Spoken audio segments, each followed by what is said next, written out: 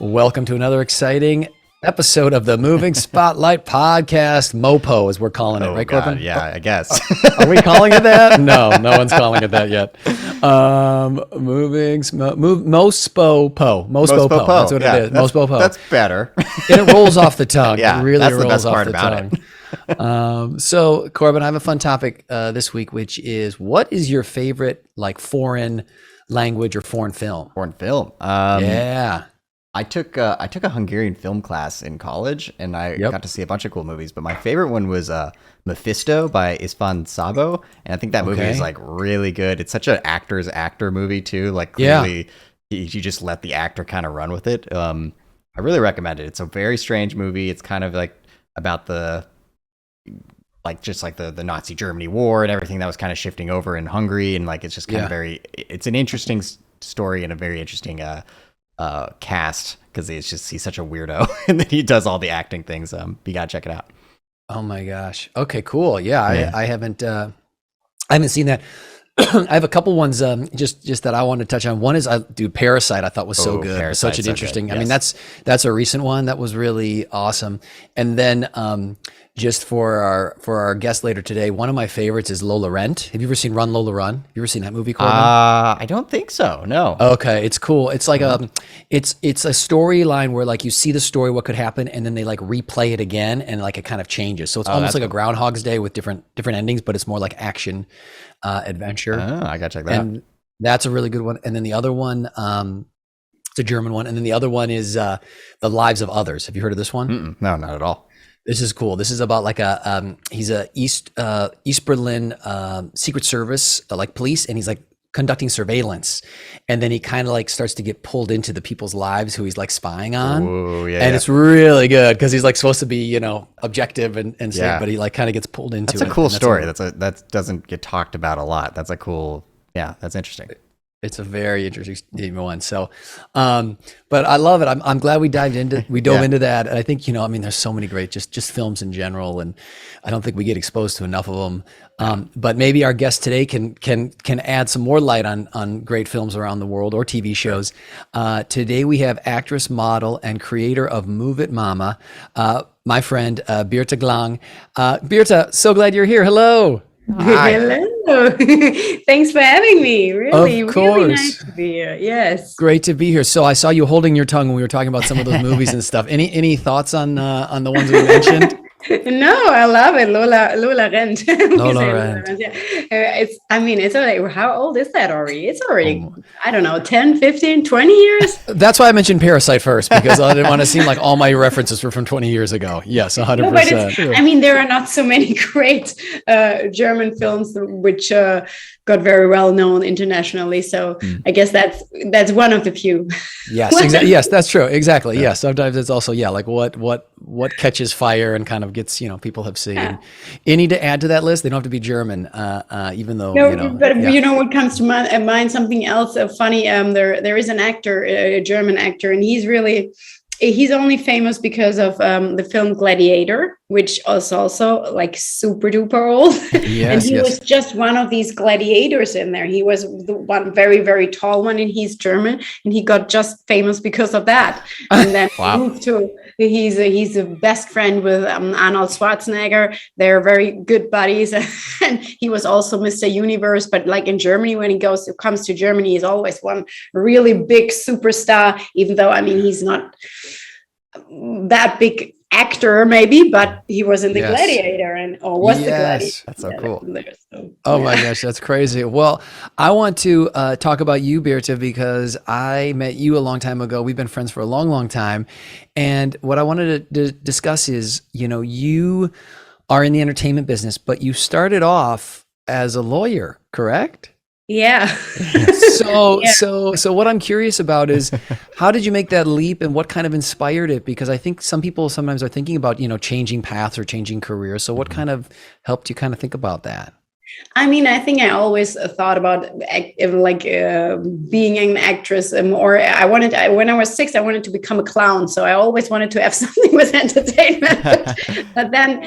but my parents, they both were teachers, and I think they explained me, and it's more like a typical German thing also, like do something that is like you have to study and then you go to Welt university and then you have a job, a real job, instead of whatever you can earn money as an actress.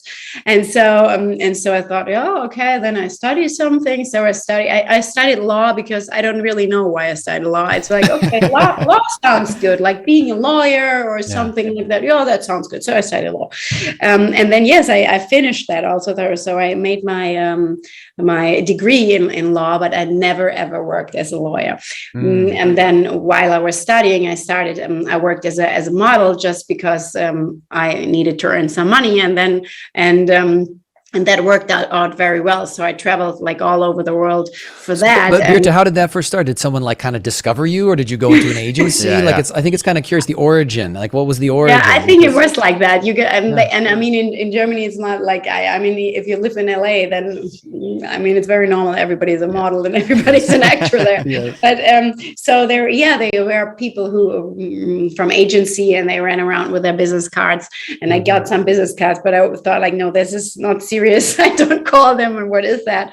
And then I don't know, a friend of mine said there is an agency that is serious for sure. You can call them and ask them. So that's how I started. Then I started with them, and then I thought, and then it was like I went to an audition, and it was for a commercial, and I got that job, and it was like they were doing the casting in Germany and England and France, and it was for a big TV commercial all over Europe. And I went there as like, hi, my name is Birte, and it's my first audition, blah, blah. And I got the job. And of course, that was very naive. I thought like, oh, that's easy. Okay. And then you make a good amount of money just going there one day. So that's my job. I thought like, that's easy money.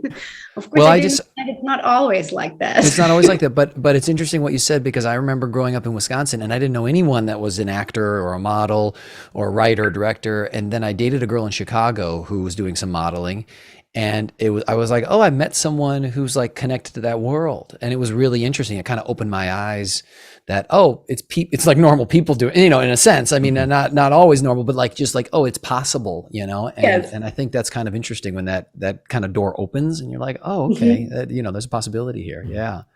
If you had to recommend, like, for somebody who's trying to get into modeling, like for the first time, what is it like to be on like the shoot day? Like, what are things that somebody has no idea if they were to step in and like your first day on doing your modeling gig? Like, what was that like? And because we were talking about like there's no like classes for modeling. Yeah, exactly. I mean, but the point is just like people don't know exactly what they're getting into, I think. And even if some jobs maybe are less challenging than others, it is still kind of unknown. So Birte, what's that first?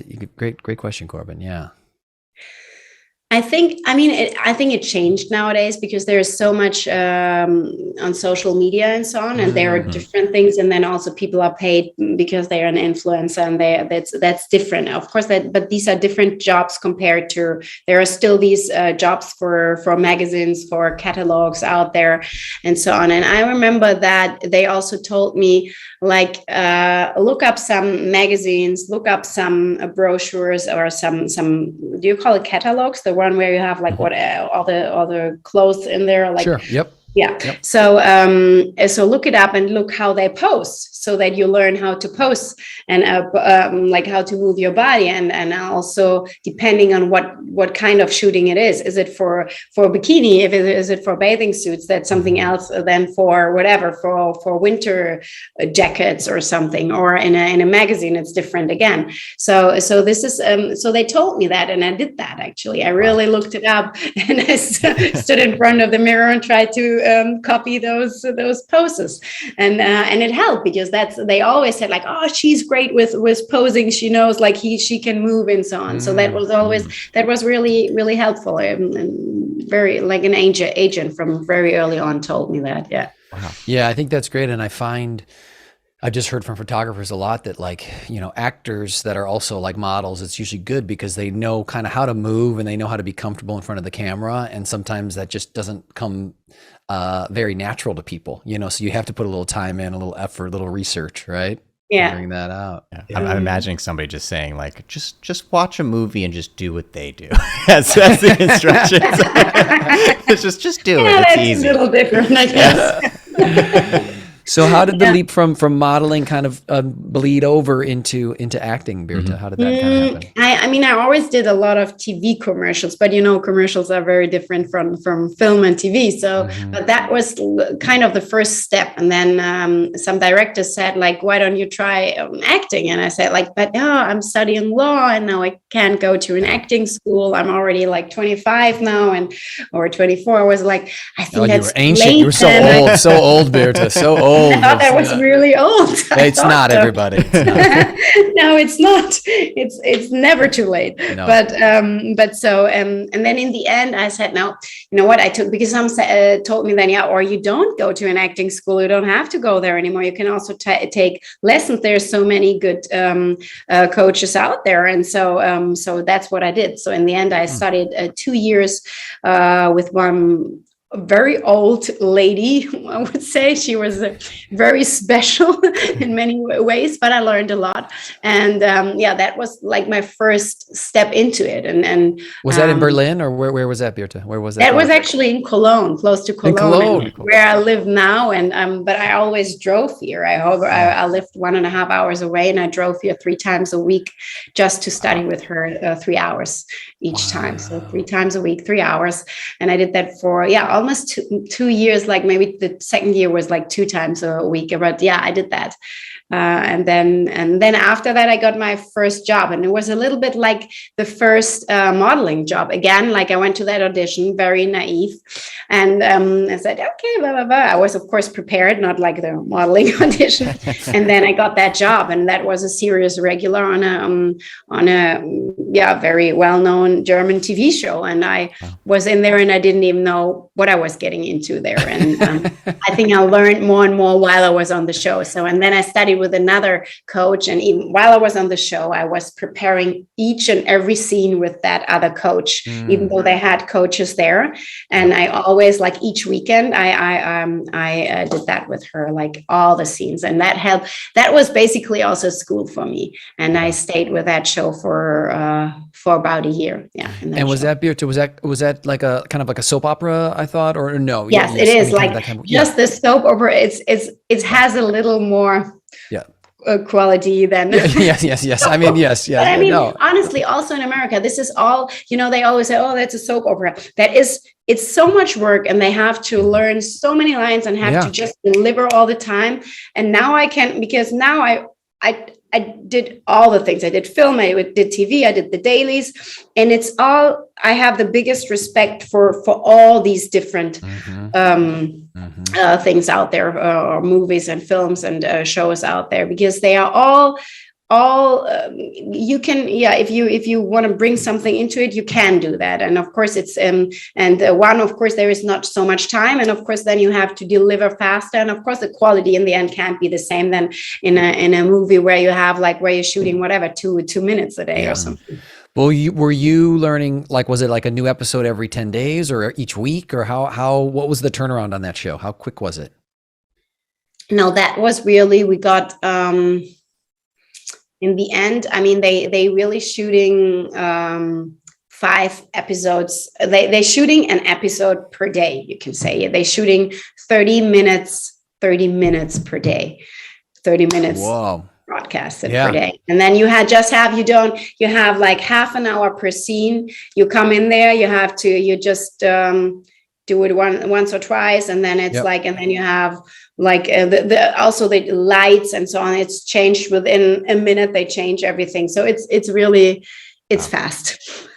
So what would be what was like 1 or 2 like lessons you learned from that? Would you say what was a takeaway or 2 when you were doing that?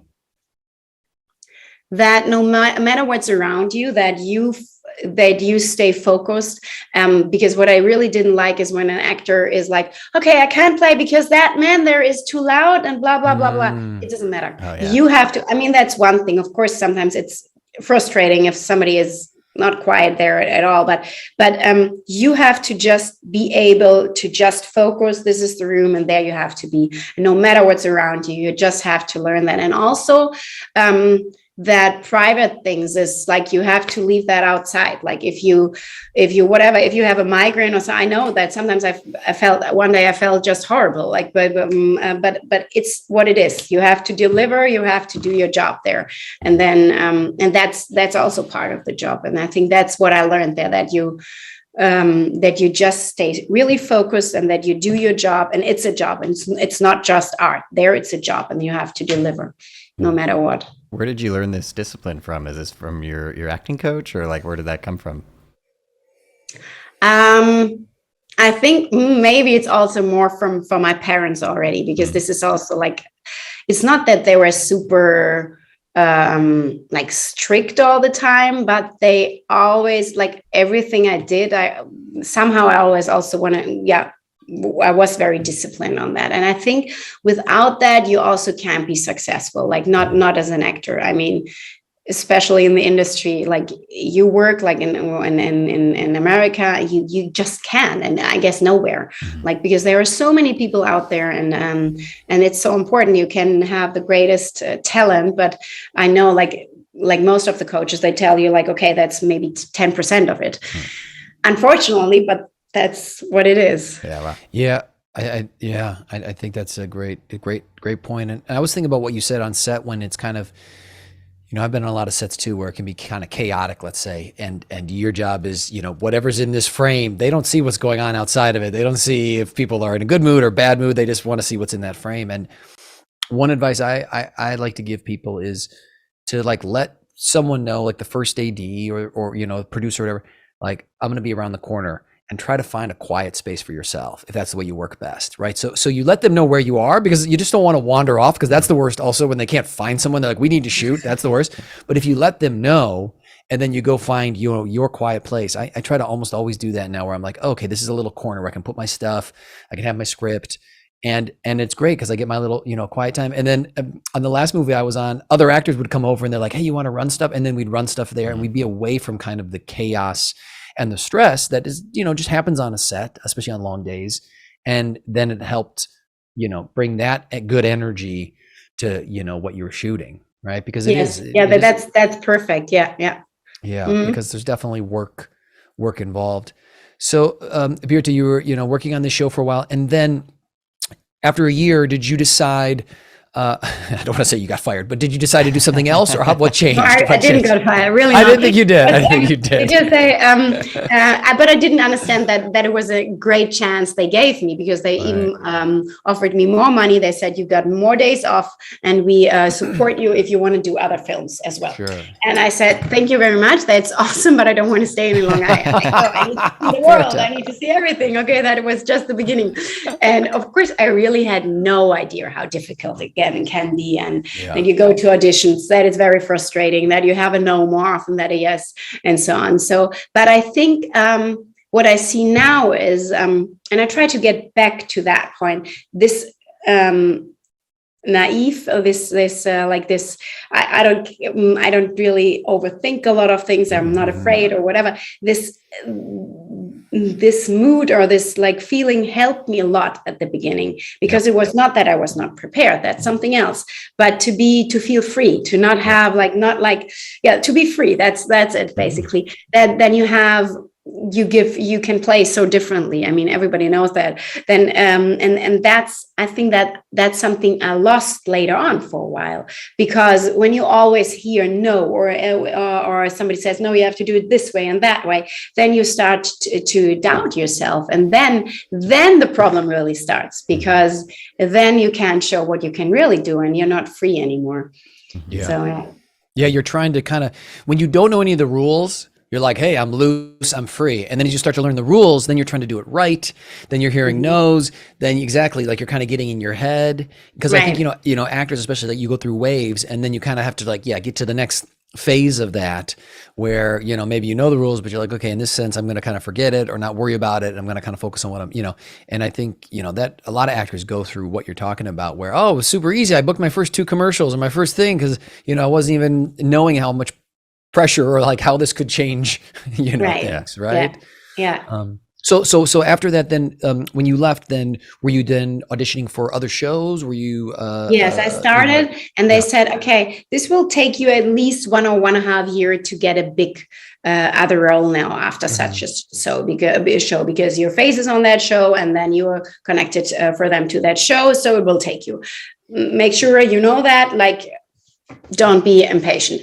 Half a year later, I got my first lead in one of the biggest German film companies for theater. So I was a leading role in an action comedy, and which was of course amazing. And in the end, the film was not as successful as they hoped, but it was very silly. The film was very, like, the movie was really, it was comedy. The Germans tried to be funny, but it was just very silly. So it didn't turn out so well. I mean, at that point I was like, okay, if that film would have been like super successful, then it would have been all clear that I would have done only theater from that on. But like this was like, for me, it was still a great reputation, but it was not like, okay, from now only this on. It was more like, okay, she can do it. She can do film and TV, and from that on, I was more like, from that on, I was always more on TV than in theater. In theater, I also played a lot, but so for movies, but less than in TV shows or TV movies. Gotcha. Yeah, and with theater here, you're saying kind of like movie theater. Yeah, movie theater, So exactly. Yeah. Gotcha. Versus like theater, like a stage. Yeah, like the play. Okay. So then there's that, and then I think, because I think I've seen the trailer for that. That's kind of a Mike Myers-esque German, like, isn't he kind of like a spy comedy type thing a little bit, Birte? Isn't that kind of the world? Yes. Yeah. It's fun.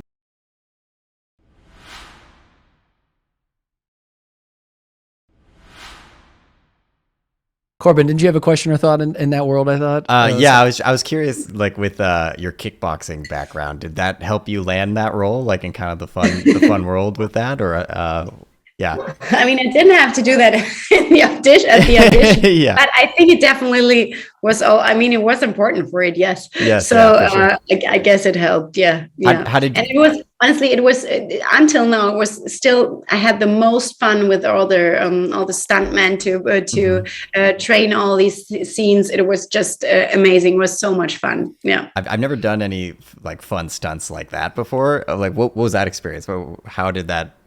Was it hard? Was it weird? Like, what was all the stuff? It was great. And then they gave me some not real weapons, but the weapons they gave them to me, and I should train with them, like to roll, to do like whatever special stunts with these. So I was putting the pillows from the couch, I was putting them into my living room and was training there, rolling, and I did all these things with the weapons always in my hand and so on. So fun. It was a lot of fun. I did that for 2 weeks. It was fun. You know what's amazing about that is there's so much we do where, like, I feel like sometimes in our minds we want to be like the Marvel character where we're like, we had a trainer for a year and we had this and this, and instead it's like us in our living rooms prepping, you know what I mean? And that's like, until you get the Marvel thing, it's like, they're like, here you go, like, enjoy yourself. And you're like, I have no cushions. Like, I guess I'll use my sofa cushions. Like, I'm just going to figure it out, you know? And that's part of the fun and the enjoyment as you're doing it. But that's amazing. So then, Birte, when did, because I met you in the States. So when did you decide to kind of like try coming to the US and trying some acting here and things like that? Like, how did that kind of get, how did that start? I think not much later than that, when that film came out, and then maybe a year later or so, because for me it was that the German TV,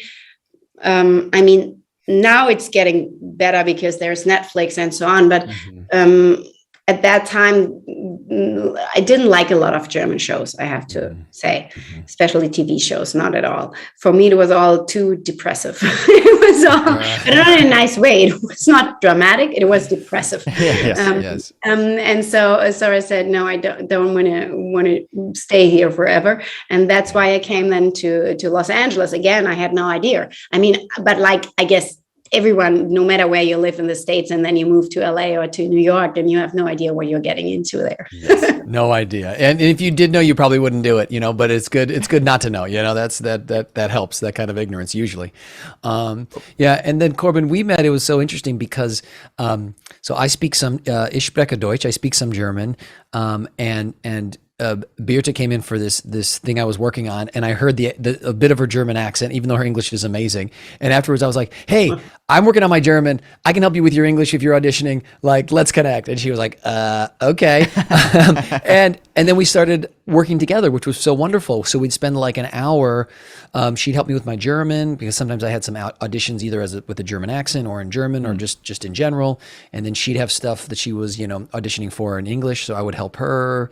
And it was a really cool exchange. That wasn't that nice that were kind of worked out, but it took like kind of, it was a bit random is my point, but I took a chance and just said, "Hey, you seem like a really nice person, I just wanted to, but it really was a really pretty cool thing that now it's been absolutely been friends for a long. I'm happy many that years.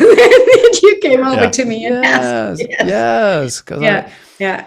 I think it's one of the really cool things that, for me, I love connecting with people through acting, through, basketball, but people around the world, because that's one of, we had Johannes on here who's in Finland, and I met him in an acting class, and then, Birte is in Germany. And I think it's one of, you mentioned Netflix, but there's something really cool now with kind of, content all around the world and, finding international actors for shows. I think there's a really cool kind of connectivity tissue that is growing stronger, whereas it used to kind of be, okay, if you're in LA, you're just in LA, and if you're in New York, you're just in New York, and if you're in Berlin, you're just in Berlin. And now there's a little more kind of spreading out, which I think is a pretty cool thing. Do you feel that, Birte, at all? Yeah, absolutely. And then also through this whole COVID situation, the last years, now of course it's better than before again, but all this this, what do you call it, self-tapes? Mm-hmm. Yeah, it's of course. Yeah, it's. Before they always said no. Like if you went, I remember like I was in LA and then I should audition for German stuff, and they said like you have to come over here, and I always discussed, like I said, why I can't send you a self-tape first, especially if it was like not one of the last 5 or whatever, if it was just an audition first with whatever, hundreds of others. So, and my agent always discussed for me, "Oh, you can't work in Germany when you are in LA," and so on. And I said, "There's no problem." But yeah, in the end, they always wanted me to come. And I often said no then, because I said like, it makes no sense for some of the roles also. Even though in Germany, you don't audition for every role, they book a lot through their demo reel, which is of course easier. But nowadays they do. Nowadays everybody does self-tapes, and it's so normal. Or they even ask you like, "Okay, can you do a Zoom or whatever?" So it's much better. Well, I think it's interesting that maybe in the past you had the capability for a self-tape, let's say, or Skype or Zoom. It used to be Skype for us older people, but on the other end, they might not have been aware or used to it. And now because of the pandemic, now both sides. So I think you're right, but it took that kind of light bulb going on for them to realize, oh yeah, it can totally work. And then if we need you here for chemistry or for, one of those final 3 or 4 or 5 people, then, you can get back for it. But yeah, I think that's a really cool thing that's opened up for sure. Birte, what are some challenges to being an actress in Germany? And I don't know, maybe that has to do with kind of a little bit of a smaller market, or maybe not. I don't know. I'm just curious, kind of just in comparing it like to the US and stuff. What are some challenges about being an actress there? There's one thing about, I think that's all over the world. The thing, if you once start with one thing, they put you into a certain box, or maybe if you are within a specific agency, then maybe that agency is more for film than more for TV, or more for whatever crime show, whatever. They often also, I think as a casting director, they also think about certain agencies or whatever for which have more actors in that field and so on. And I think that's the same here. And that was something at the beginning, especially because I came from modeling. I always had like very long hair, and then I cut my hair off, because in the end I cut it off until here, because everybody said, "No, she's just that blonde girl, and we can't take her really seriously for whatever other roles than being that blonde girl." So that really I really suffered from from that. It was not like, oh yeah, she looks beautiful and she's blonde. It was more like, oh yeah, she's beautiful and blonde. And so that was something in Germany, that was something you always had to show, okay, but I can act. It's not, I'm not a model only. Yes, I did modeling to earn some money. And yes, it turned out that it was a bigger job for me, but still. So, and that, especially in Germany, that was something. And I always said like, but look, in the States, they all look just great. Like, look, all the actors, like, they look, all the waiters, if they are waiters, they all look so beautiful because they are modeling or they are actors. So that's like normal, and you can still play very well. But in Germany, that's a little different. And then, of course, they put you into a certain box, and it was difficult to get out of that box. And it really took me years also to stop fighting against that, because now, if I look back, maybe I should have just used it. I should have just, okay, I'm playing the blonde, but you can be the lead in here and there as well. But I sometimes said no to certain jobs because I said, no, that job I didn't want to take because I don't want to play such and such that role. I want to play a serious whatever. And so that's I'm not sure if that's specific for Germany, but that's something, I experienced. No, I think that's everywhere where, you kind of get known for something and that's your world, and it's hard to break out of that unless they've seen you do something else outside of that. Yeah, I think that is definitely. I mean, on the other hand, it's also good to be like, they know, okay, we book her for that and that. So it can be good and bad. Yeah. I kind of want to learn a little bit more about, I guess, like you and your life in Germany. I was seeing that you ride horses, and like you'd like to do that on your spare time. Does that come into play with acting, or do you just kind of do that in the countryside, or has it been a bit? I did that all my life long. My grandmother was a teacher for horse riding, and so I grew up with horses, and I went to tournaments, jumping and dressage and so on. But and then for film, I also had a few roles where I actually was horse riding, and I remember like first time I got to then we had a training before, and most of the actors always say, okay, I can do this, because they can do everything. So at the end, they are right for the role. But so they always have a training before, and then they had a look if I could really ride a horse. Yes. And like when I mounted the horse, he said already, okay, I see you can ride a horse. I said, like, I just mount, like, what is that? I'm just sitting on it. He said, yeah, but okay, I'm seeing how you sit on it. So I said, is it that bad? And he said, yes, often the actors, they just sat on a horse once in their life or whatever, and they say they are horse riders. So and so that's also something I learned in the past. I also always said, okay, I can do this. I don't do that so much anymore because it doesn't help you in the end.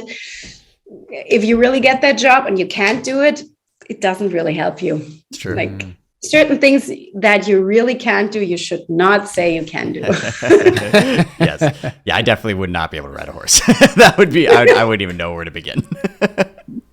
Yeah, there's I've run castings where let's say we need like dancers or something, and someone's put dancing on their audition, and then they come in with like a group of 5 people, and you have to learn like all this choreography, and the dancers that are like the diehard dancers are like picking it up like that, and then there's like the 5th person who's like looking around, and they're like, I'm just gonna go back to my car and go home because like after 3 moves I'm lost. Like I'm a fun dancer, I could dance, but this is getting a little higher level. Yeah, that's what I mean. Yeah. So, Birte, how has it been now you have a family? How has it been? And I know your husband travels. How does it kind of work balancing family, entertainment life? How is that kind of working with kids? How do you guys negotiate that? Because that's not easy. No, that's always the thing. It's not that easy. I can't say okay, this is super easy. I remember being in LA, and when I was pregnant, I thought with my first son, and now we have 2 kids.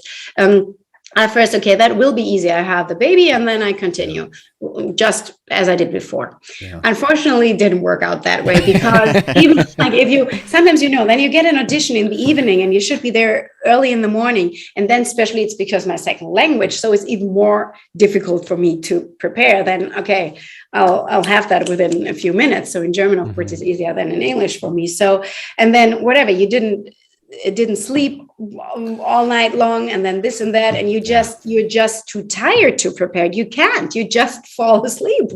So you have to prepare then very, very, very early in the morning, and then the baby's awake again. And then if Andre, my husband, wasn't there, it's difficult. Like at 5 in the morning, there's also no babysitter. So it's there are some obstacles, I would say. I always say, Birte, go ahead. Yeah, go ahead. Yeah, that was honestly a reason, because I was, I really worked hard, and I had good agencies already in LA, and I decided, and I was at a point where I got really good auditions, and I also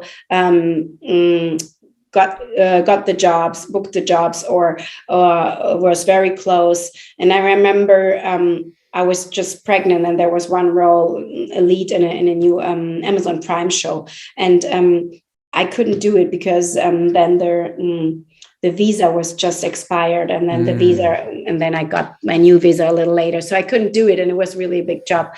And then I was pregnant as well, and I thought, like, after that, when I saw, okay, with a baby now, I can't go on like that. Either I have a babysitter all the time, because if you really want to do it, and if you really want to succeed, then it's difficult to have, like, to do everything, like the baby and dad, family, and all at the same time. So I decided, that was honestly a reason why I decided, okay, then I can better play in Germany, because in Germany I already have my reputation, and it's easier for me. So that's why I decided, okay, maybe I move back to Germany and continue there, instead of trying something and then don't get the roles I want to have. And then also I wouldn't have been happy. So family was, so I decided that I am here for my family, but I also want to work as an actress, but of course, then it's not that level, then it's the level underneath. So that's what I decided. And if you had asked me before, and you got to know me before I had babies, a kid, I would have never, ever thought that for myself, because I was like this. I was like, no. And especially towards the end, just the time when I got pregnant, that time I was really at a peak. There I was like, okay, there I understood how to audition. There I understood how to do these things, because it took me a while. And I think it took me longer than maybe a native speaker to get to that point. But still, for myself and for my soul and everything, I decided, okay, take a step back, do both. But then, of course, you're a level underneath, but then it was fine for me. And now, of course, because everything is more international, it's easier again. Like now there is Netflix and everything. I don't have to be in LA all the time. So, yeah. Yeah, I think that with what you're saying, that is like a decision that we can't do everything, even if we want to do everything, and I think what happens, Birte, what I tell people, obviously I think, if you want to have kids, it's one of the most wonderful things in the world, but you lose those big time chunks. You lose those blocks of time, they get chopped into or they get destroyed. And that can be really challenging, especially if you're like, what, I've got 8 pages of sides. I need 3 hours to like really do, or whatever it is, do a good job. And you've like, I've got a half an hour and then we got to tape it in the other half an hour. Like, that's it. Like everything else is just like life is happening. There's a book actually that I just heard about. I mean, I've heard about before, but I want to read, called Deep Work. Have you heard of this? Deep Work. It's by this guy, Cal Newport. And it's kind of about this idea about giving yourself time blocks to kind of go like to get kind of deeper and just kind of the way society is now, we don't really allow that anymore. We have these shorter chunks and with kids that also happens, but kind of what happens. And I've been thinking about that more and more, of how to kind of, my son's a little bit older now, so I have an ability to kind of do that. But I think that's one thing that, is hard when you have kids and you're trying to pursue something that's very challenging. So I hear exactly what you're saying. Yeah, but I think time is important, especially for acting. If you prepare something, and that's the thing with art, you can't just, you can write emails like that. That's something but if you have to go in there with like with your soul, with everything, then you need this time. And if you're under pressure, it's even more challenging to get to that point and to be in there. Yeah. Well, I find that when I'm teaching, sometimes it takes, and I'm working with like a student, it takes some time to kind of figure out maybe what the thing is with a scene. And what I mean is like, yeah, if we could have found that, minute one, great, but it takes some time of talking about it, exploring it. You just need to spend the time. And then like, okay, 10, 15 minutes in, we find something, but like, it doesn't always happen right away. And it's just, what you were talking about. Corbin, I was going to say, we got our kids together and her son's a little bit younger than my son. And they were at the park and then they were going to play soccer, which was super exciting. And then Quill kicked the ball and it hit her son right in the face. And that was the end of that. Yeah, it was totally an accident. So quick. It was like they just got on the field and then right in his face, he starts crying and he goes to Birte and he's like pumping his fist because he's so like, he's just like hurt, but like angry. Do you remember that, Birte? That was my favorite part because he's like, kids, they get like, they're sad, but they're like in pain, they don't know what to do. And then Quill like completely did not know what he was doing either. He doesn't really play soccer yet. I mean, now he kind of does. That was like a year ago or whatever. And Quill was like, what happened to my soccer buddy? I'm like, well, you kicked the ball in his face. And so that ended very quickly, but it was a very funny. He also, and Cooper then didn't like I thought like after 5 minutes he would be fine. No, that was over. He was done. Yeah. We had high expectations, and then it was like, then that just kind of spiraled. Has he played soccer since, or is he out? I mean, Quill loves that. I don't know about Cooper. Cooper might be traumatized. Cooper's done. He's traumatized. Maybe that's the reason, because I tried to bring him to a soccer team because everybody still plays soccer in Germany, and he didn't really want to do it. We went there. I said, Cooper, come on, that's something. I really wanted that he does it, but he didn't.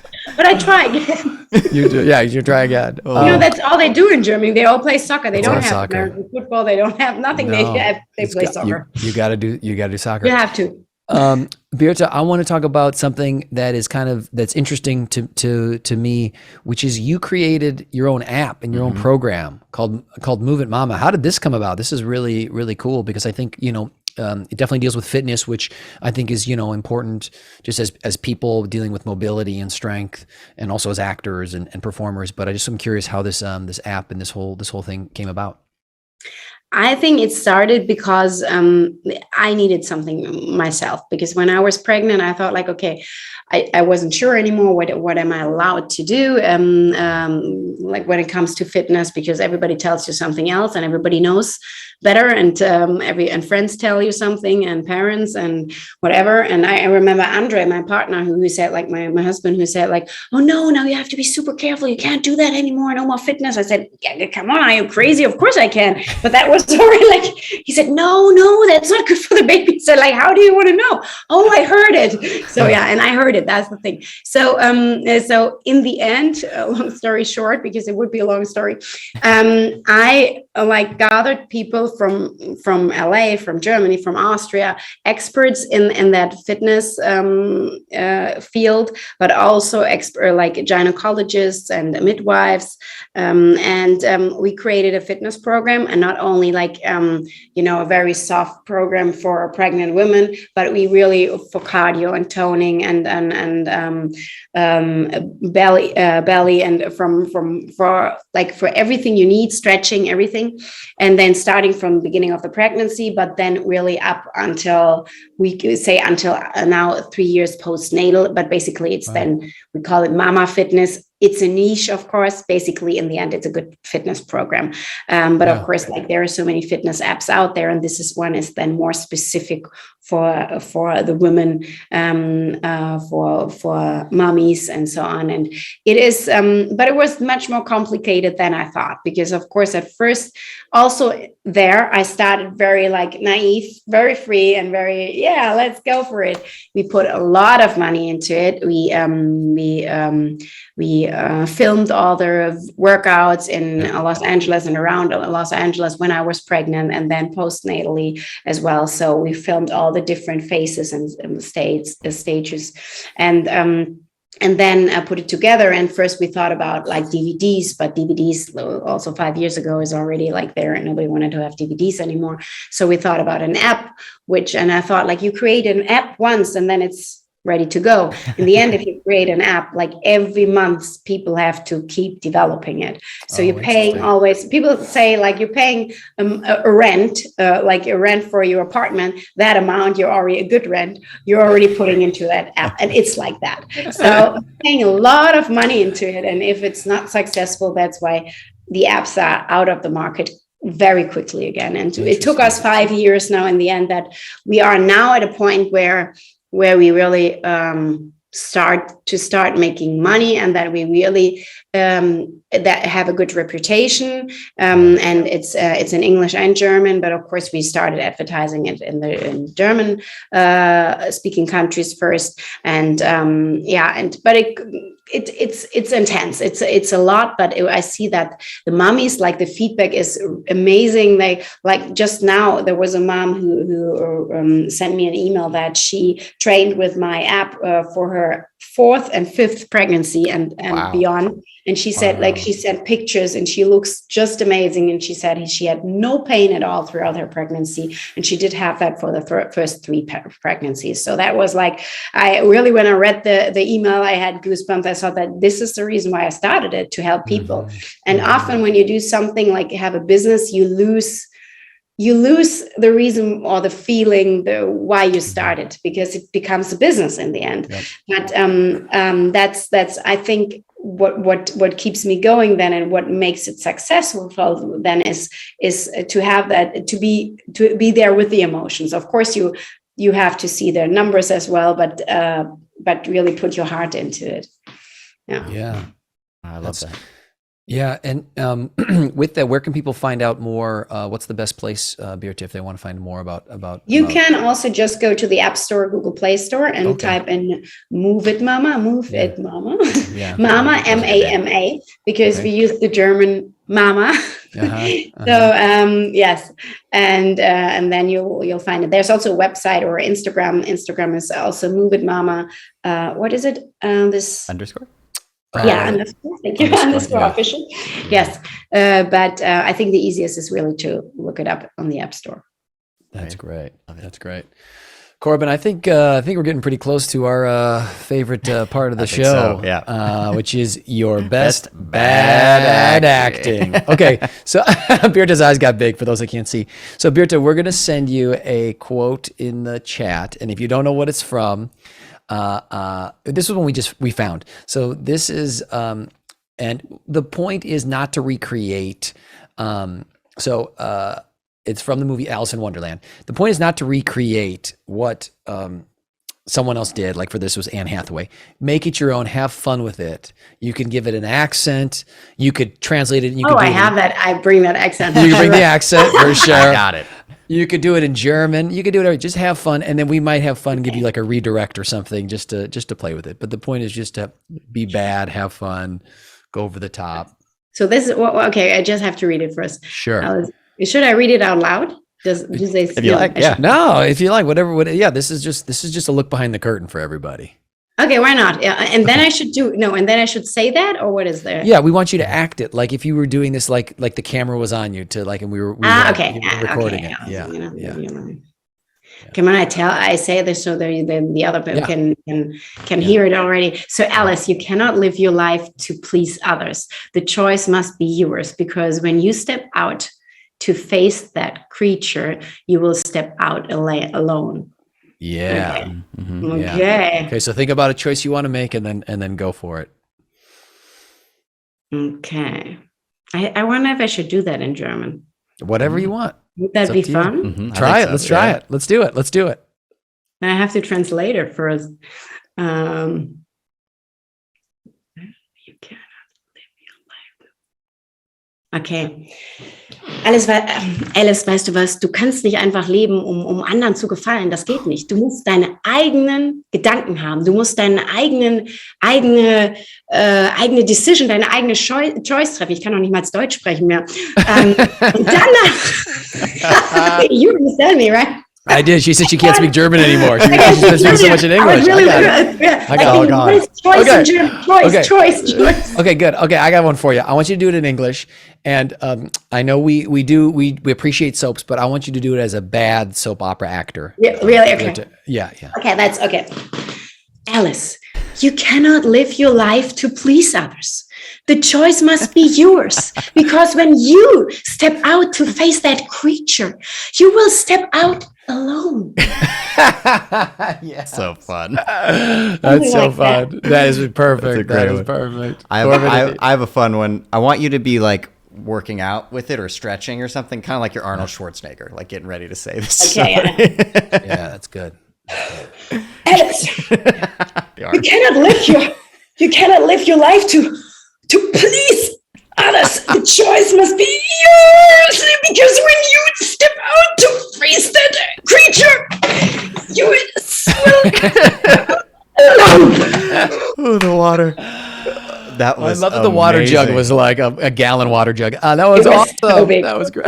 Oh, Birte, that was so great. Birte, that was awesome. Yeah, that was awesome. Neither of us have seen this movie, so whatever you did, we loved it. We loved it. We loved it. That's not the point. The point is just to have fun with it, to go for it, to show that we can be silly, and it's totally fine. Well, Birte, this was just amazing. It's so fun to hear about your journey and your family and Move It Mama, all the stuff you're doing. I mean, I've known you for a long time. You've always been really driven and wonderful.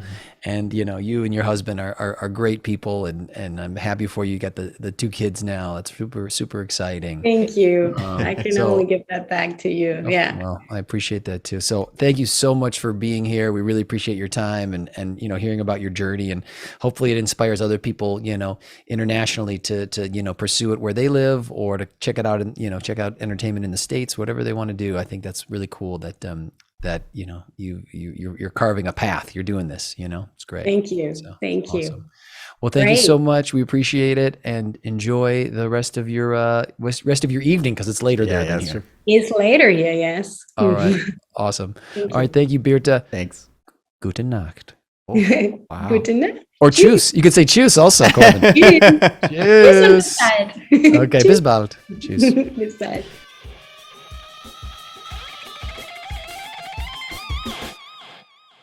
Thank you for listening to the Moving Spotlight podcast.